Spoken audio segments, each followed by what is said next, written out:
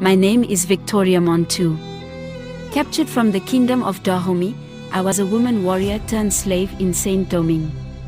But my leadership allowed me to become an important figure in the Haitian Revolution.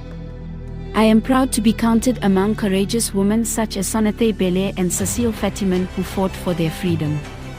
After the birth of my nephew Jean-Jacques Dessalines on September 20, 1758, I took on the responsibility of teaching him the values of our culture and the art of war.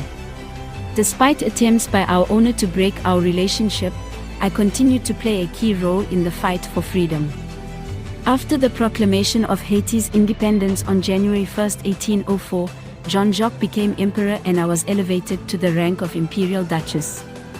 I devoted my life to fighting for the freedom and dignity of our people until my death on June 12, 1805.